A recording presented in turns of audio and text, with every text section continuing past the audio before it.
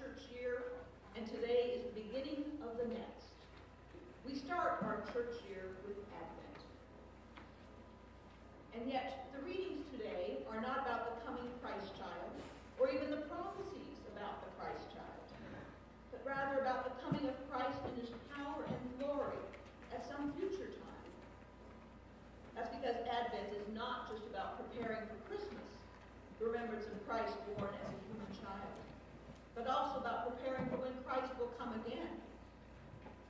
The Isaiah passage we just heard is a cry for God to return in his might and majesty.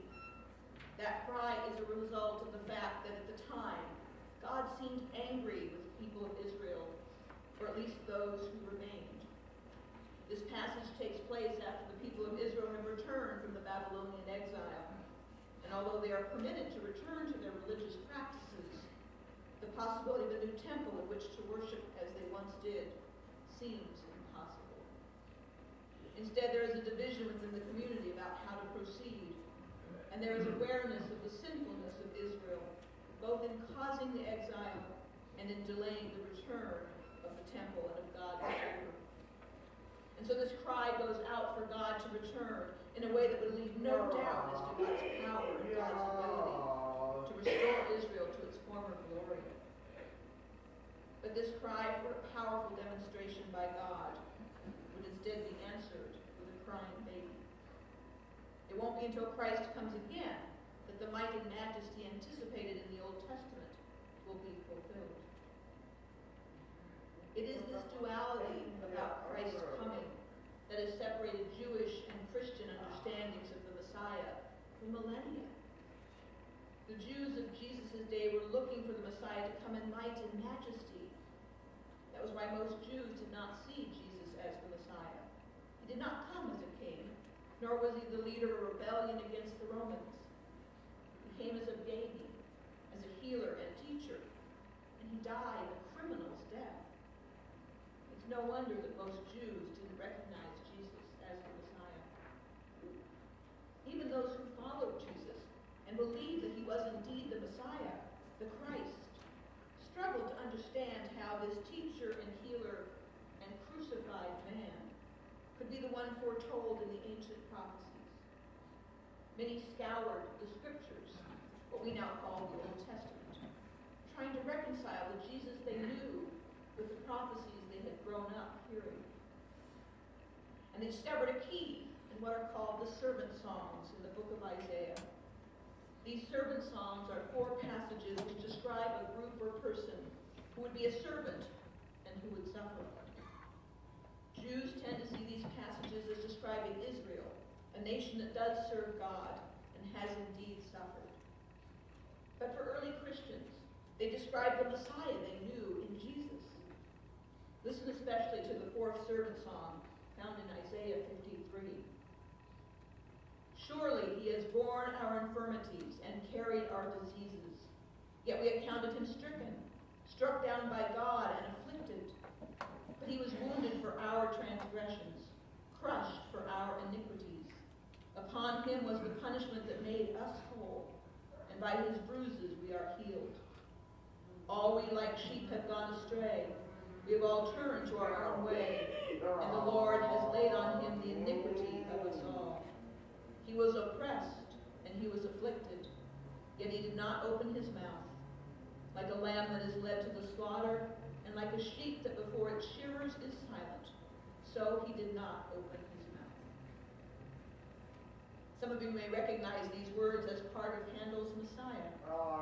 Handel drew his text from Messiah from the Bible, including this passage from Isaiah. But back to those early followers of Jesus. In addition to trying to understand a suffering Messiah, they also struggled to understand how Jesus' own words about the coming kingdom could be understood. Today's gospel includes one of the more troubling predictions. In verse 30, Jesus says, "Truly I tell you, this generation will not pass away until all these things have taken place."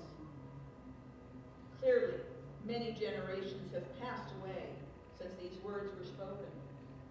So what can we make of Jesus' prediction? Even the most learned of biblical scholars differ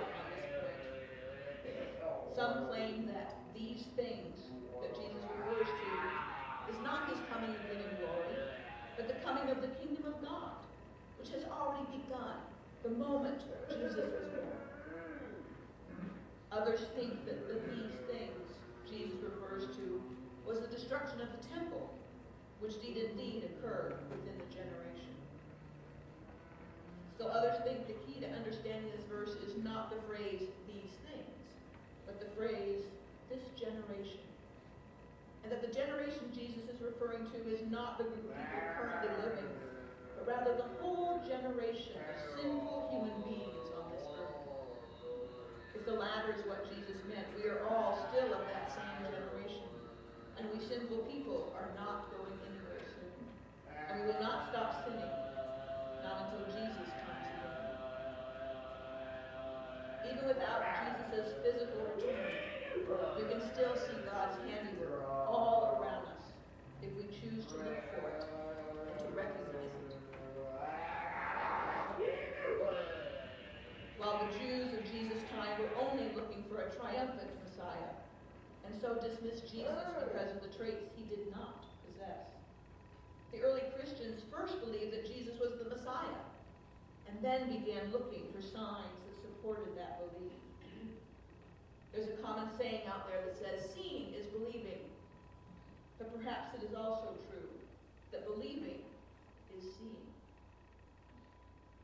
As we enter this Advent season, a season of preparation and of watching for the Christ child, for the coming of God's kingdom, and for God's work in the world and in each of us, may you believe, and may you therefore see.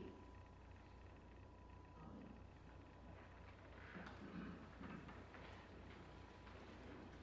We sing our hymn of the day, number 438.